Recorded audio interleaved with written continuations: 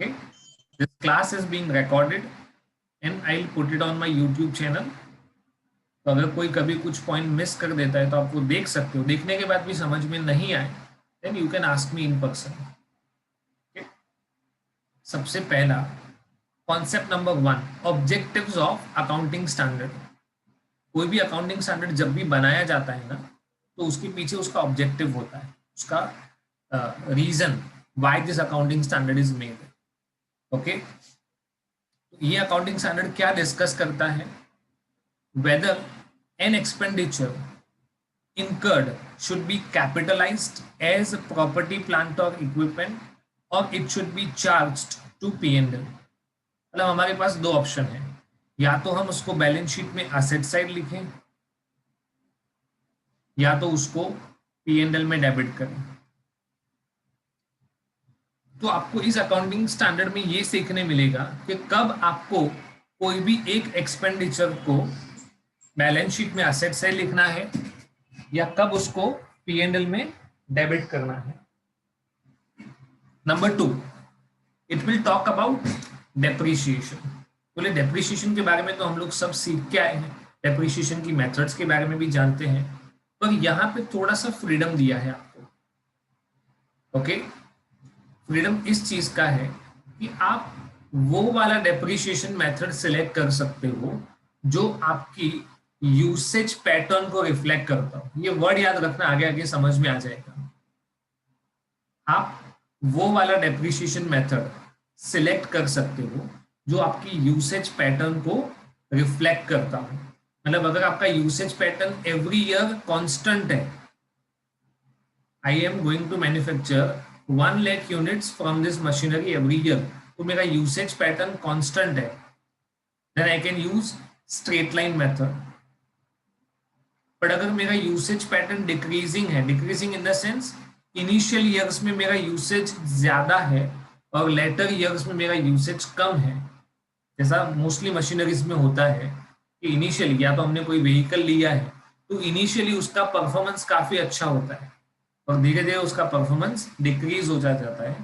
तो at that time we can use written down value method और we can say RBM, reducing balance method. तो आपकी usage pattern के according आप depreciation का मेथड सिलेक्ट कर सकते हो। तीसरा है retirement of PPE, property plant and equipment का retirement. Now what is the meaning of retirement? किसी भी असेट का यूजफुल लाइफ और एक्चुअल लाइफ, उसमें डिफरेंस होता है। किसी भी असेट का यूजफुल लाइफ और एक्चुअल लाइफ। यूजफुल लाइफ माने सपोज हमने कोई असेट खरीदा है तो वो हमें सिर्फ 10 साल तक काम देगा, it will be helpful to us, but that does not mean कि 10 साल होगा मतलब वो एसेट बिल्कुल खत्म हो जाएगा। हमने उसका लाइफ 10 इयर्स एस्टिमेट किया है, तो इसका ये कभी भी मतलब नहीं है कि वो सिर्फ 10 साल चलेगा। उसका एक्चुअल लाइफ 10 से ज्यादा भी हो सकता है और 10 से कम भी हो सकता है। It can be more than 10 years, it can be less than 10 years. But हम लोग नॉर्मली एक यूजफुल लाइफ लेके चलते हैं कि 10 साल के बाद हम इस असेट को अपनी बैलेंस शीट से हटा देंगे, या तो उसके लिए नॉर्मली कैसा होगा 1 से 10 साल तक उसको यूज करेंगे और जैसे ही 10th ईयर खत्म होगा ना उसको बोलेंगे रिटायर्ड फ्रॉम एक्टिव यूज। क्या बोलेंगे उसको? Retired from active use. मतलब अब हम इसको एक्टिवली यूज करने वाले नहीं है, उसको प्रोडक्शन से हटा के साइड पे रख दिया है और बेच देंगे। क्या कर देंगे उसको? We will sell it. उसको एक्टिव यूज से हटा दिया है, that is called retirement of PPE। और लास्ट है डिस्पोजल। डिस्पोजल का मतलब होगा सेल और discard in any other manner. Sale और discard in any other manner. Disposal का नॉर्मली मतलब ऐसा होता है कि अगर हमने उसको कुछ साल तक यूज कर लिया है तो अब हम उस एसेट को बेच देंगे, we will sell it. Okay, तो ये scope of property plant and equipment है। Objectives of property plant and equipment, सबसे पहला मैं जो भी एक्सपेंडिचर करूंगा उसको बैलेंस शीट में लिखूं या पीएनएल में डेबिट साइड लिखूं। दूसरा, which method of depreciation should be selected. तीसरा, एसेट को एक पर्टिकुलर नंबर ऑफ ईयर्स के लिए यूज किया, उसके बाद उसको हम लोग एक्टिव यूज से हटा देंगे, it will B retired from active use. And last is disposal accounting. Disposal मतलब उसको बेचेंगे और बेचते वक्त या तो प्रॉफिट हो सकता है या तो लॉस हो सकता है, तो उसका अकाउंटिंग किस तरह से किया जाता है वो सब हमें इस अकाउंटिंग स्टैंडर्ड में सीखना है। Okay, concept number 2, applicability of accounting standard 10। तो हमको ये पता है कि accounting standard 10 property plant and equipment को एप्लीकेबल होता है। ओके, पर हमेशा ऐसा याद रखने का, कोई भी अकाउंटिंग स्टैंडर्ड आपको स्ट्रेट अवे कभी भी ऐसा नहीं बोलेगा कि ये इसको एप्लीकेबल है, वो हमेशा नेगेटिव मैनर में बोलेगा। कौन से मैनर में?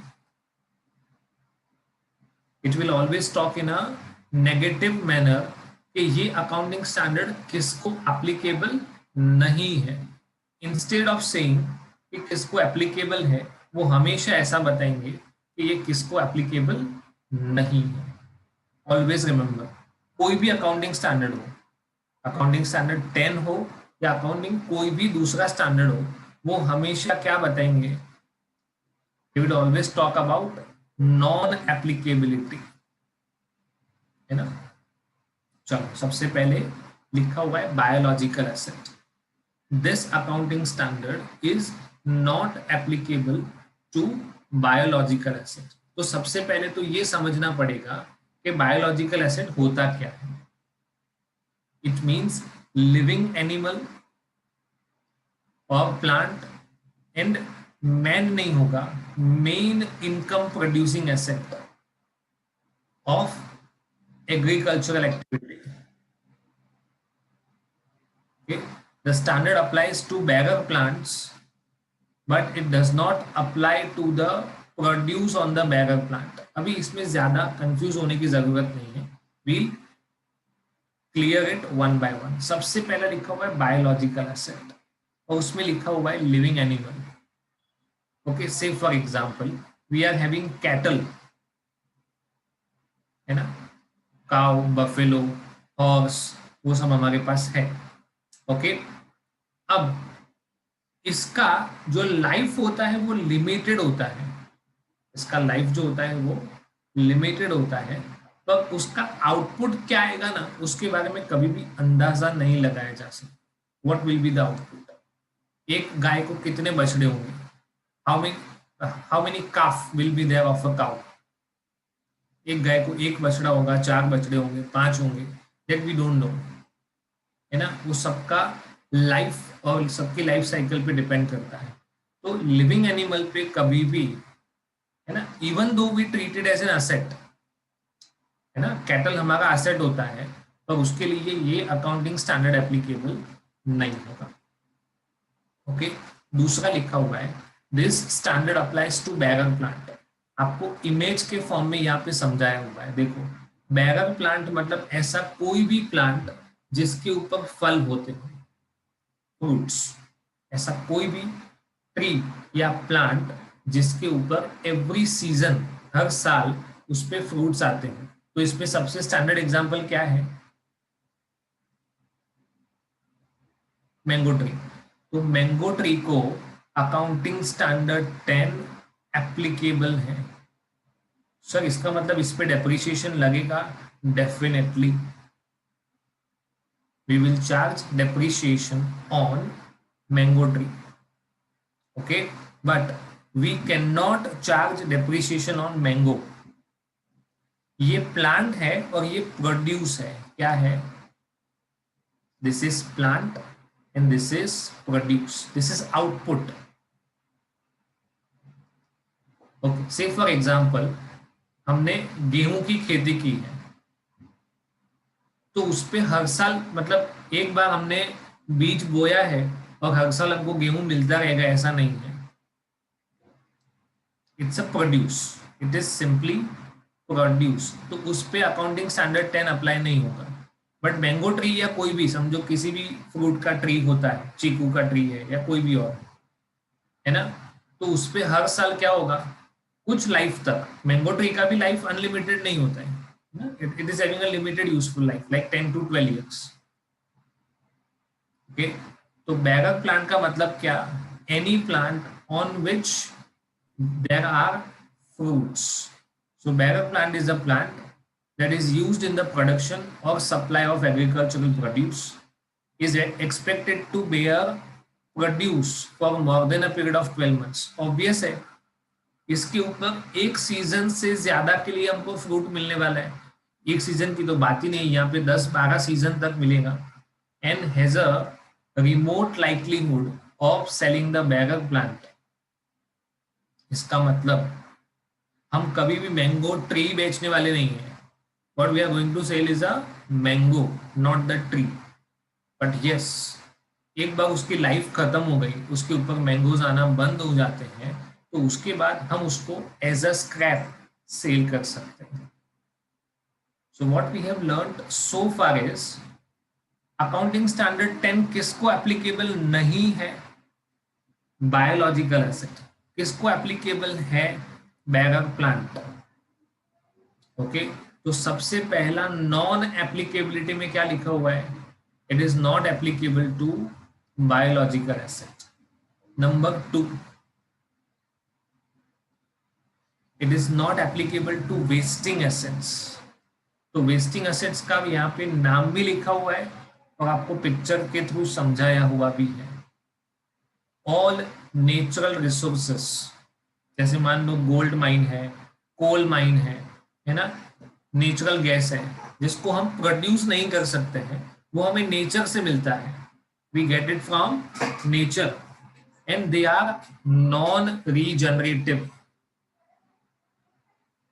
मतलब ऐसा नहीं है कि कोल माइन में से, है ना, कोल निकाल लिया तो वापस वहां पे कोल अपने आप बन जाएगा, बनेगा, it will be, but it will take hundreds and thousands of years। वहां पे कोल फिर से नहीं आएगा ऐसा नहीं है, but it will take hundreds and thousands of years। इसीलिए उसको क्या कहा जाता है, नॉन रीजनरेटिव रिसोर्स। जो माइन मिनरल्स हैं, ऑयल, नेचुरल गैस या ऐसा कोई भी सिमिलर नॉन रीजनरेटिव रिसोर्सेज है जिसको हम वेस्टिंग एसेट बोलते हैं, इसके ऊपर भी accounting standard 10 that is PPE, property plant and equipment applicable नहीं। देखिए यहाँ पे आपको इमेज के फॉर्म में समझाया हुआ है। Okay, investment property. ओके, हम देखेंगे इन्वेस्टमेंट प्रॉपर्टी क्या होता है। तो 3 चीजों को अकाउंटिंग स्टैंडर्ड 10 एप्लीकेबल नहीं होता है। One is a biological asset, number 2 mines, or we can say simply wasting asset, investment property। इसको standard 10 that is property plant and equipment applicable नहीं है। सबसे पहला देखा हमने ऑब्जेक्टिव, ऑब्जेक्टिव में क्या देखा कि असेट, कोई भी एक्सपेंडिचर को कब कैपिटलाइज करना है या कब पीएनएल में लिखना है। दूसरा उसका डेप्रिसिएशन, तीसरा उसका रिटायरमेंट और चौथा उसका डिस्पोजल। ये सारी चीजें हम अकाउंटिंग स्टैंडर्ड 10 में डिस्कस करने वाले हैं। अपार्ट फ्रॉम दैट हमने स्कोप ऑफ अकाउंटिंग स्टैंडर्ड 10 देखा, अकाउंटिंग स्टैंडर्ड 10 में क्या कवर अप होता है। तो मैंने आपको पहले ही बताया था वो नेगेटिवली बात करेगा कि इसमें बायोलॉजिकल एसेट नहीं आना चाहिए, वेस्टिंग एसेट नहीं आना चाहिए और इन्वेस्टमेंट प्रॉपर्टी नहीं आना चाहिए।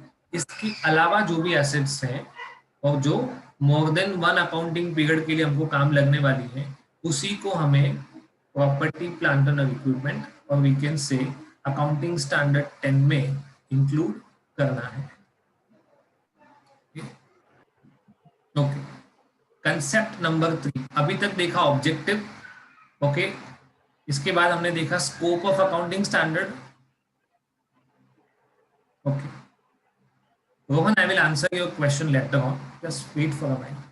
Okay. Meaning and definition of PP, property, plant and equipment. यहाँ पे वो चार्ट के फॉर्म में प्रेजेंट किया हुआ है, but I will tell you the definition. इससे ही आपका डेफिनेशन बन जाएगा. तो इसमें सबसे पहले क्या लिखा हुआ है? प्रॉपर्टी, प्लांट एंड इक्विपमेंट में हमेशा क्या कवर अप होगा? Only tangible assets. मतलब इनटेंजिबल एसेट के लिए ये अकाउंटिंग स्टैंडर्ड नहीं है. This accounting standard is only for tangible assets, the assets which can be seen and touched. Okay, उसी को ये अकाउंटिंग स्टैंडर्ड 10 एप्लीकेबल होगा. दूसरा है ना, ये पहला फीचर है. दूसरा feature, expected to be used for more than a period of 12 months, जिसका यूसेज पीरियड कितना है? मिनिमम 12 महीने का है ना. 12 मंथ से ज्यादा टाइम पीरियड के लिए उसको हम यूज करेंगे. और तीसरा, जिसको हम बिजनेस में लाते हैं, which is brought into the business और held for use in the business for producing goods और प्रोवाइडिंग सर्विसेज और रेंटल टू अदर्स और for administrative purpose. Why do we purchase an asset? चलो, मैंने say for example I am running a coaching class, मेरा coaching class है, तो मैंने वहां पे एसी परचेज किया. I purchased an air conditioner और आई परचेज्ड अ कंप्यूटर. तो वो गुड्स प्रोड्यूस करने के लिए भी नहीं है, सर्विसेज के लिए भी नहीं है, रेंटल के लिए भी नहीं है. मैंने अपने खुद के पर्पस के लिए उसको रखा हुआ है. I have kept it for my own usage. Okay, आ गया समझ में? तो हम कोई भी एसेट परचेस करते हैं, उसके ये 4 अलग अलग ऑल्टरनेटिव यूसेज हो सकते हैं. से फॉर एग्जांपल, अगर मैं बिजनेस में प्लांट एंड मशीनरी खरीदता हूं, तो उसका यूज गुड्स प्रोडक्शन के लिए होगा, है ना. सपोज आप लेट्स टेक एन एग्जांपल, आप किसी ऐसे प्लेस पे जाते हो. लेट्स टेक एन एग्जांपल कि आपने किसी मॉल में विजिट किया और वहां पे एक गेम जोन है, तो वहां पे कई सारी वो डैशिंग कार्स रखी हुई है, काफी different different types of games हैं. तो वो भी उन लोगों के लिए तो प्रॉपर्टी है ही, पर वो उस प्रॉपर्टी से गुड्स प्रोड्यूस करने वाले नहीं है. उससे वो क्या प्रोवाइड करने वाले हैं? They are going to provide services. Second example, let's take an example के जो है ना, इन द अर्लियर टाइम्स जब टेक्नोलॉजी इतना ज्यादा अपग्रेड नहीं हुआ था, तो डीवीडी प्लेयर वो वाज कंसिडर्ड अ लग्जरी. अब अपने मम्मी या पापा को पूछोगे तो पता चलेगा. DVD player was considered a luxury. हर एक के घर में डीवीडी प्लेयर नहीं होता था. ओके, तो वो रेंट पे लेना पड़ता था. पर डे 50 रुपए, पर डे 100 रुपए, है ना. इवन द डीवीडी भी रेंट पे लेना पड़ता था. तो आपने अगर डीवीडी प्लेयर, सपोज आपने 10-15 डीवीडी प्लेयर खरीदे हुए हैं, you have purchased 10-15 DVD players, और आप उसको अपने कस्टमर्स को रेंट पे देते हो, तो आपके लिए डीवीडी प्लेयर क्या हुआ? असेट. बट आपने वो क्यों खरीदा है? आप खुद को यूज करने के लिए नहीं. You have purchased the property for giving it on rent. आप सबको डीवीडी प्लेयर, सपोज वीकेंड में लोगों को मूवीज देखनी है, सैटरडे संडे में, है ना, और लोगों को लेट्स से कि पूरे फैमिली को देखना है और उनको थिएटर में नहीं जाना है, तो they can simply get a DVD player on rent and see the movie. Okay, तो पहले ऐसा चलता था. So what is the definition?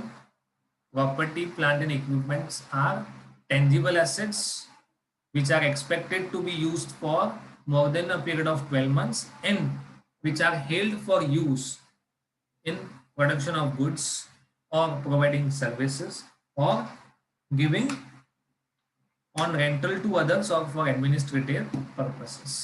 उसका अलग अलग आपको यूज देखना है. तो यहाँ पे आपको एग्जाम्पल दिया हुआ है, देखो. कि हमने ये मशीनरीज खरीदी तो इससे हम गुड्स का प्रोडक्शन करेंगे। हमने ये ट्रक खरीदा है, से फॉर एग्जांपल ये cold storage type of truck है, जिसमें हम वेजिटेबल, पनीर, बटर, चीज, इस तरह की चीजें, मिल्क, है ना, इस तरह की चीजें ट्रांसपोर्ट कर सकते हैं।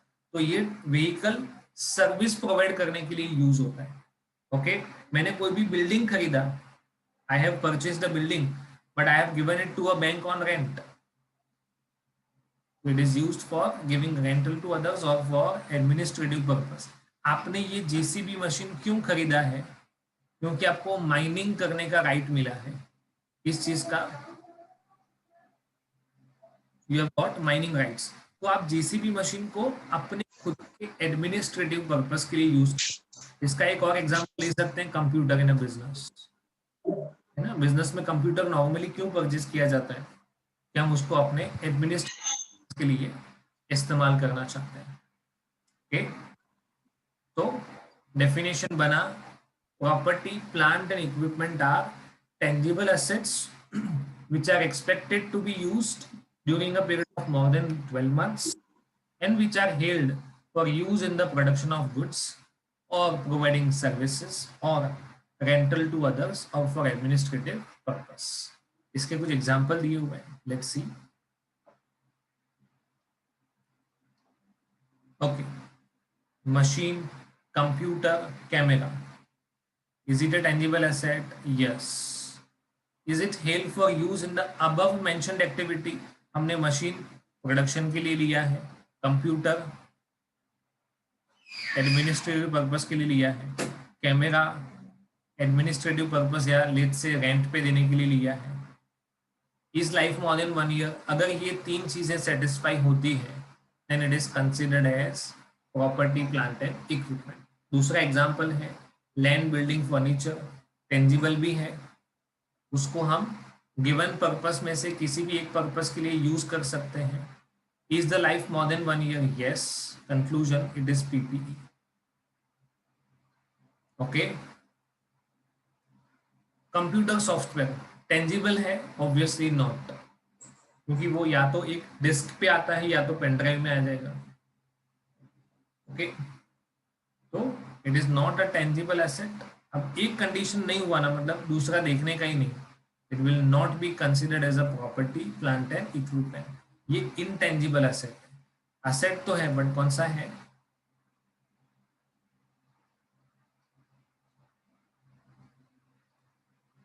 Next is stock. Normally stock का useful life less than 1 year होता है, तो it will also not be considered as property, plant and equipment. Okay,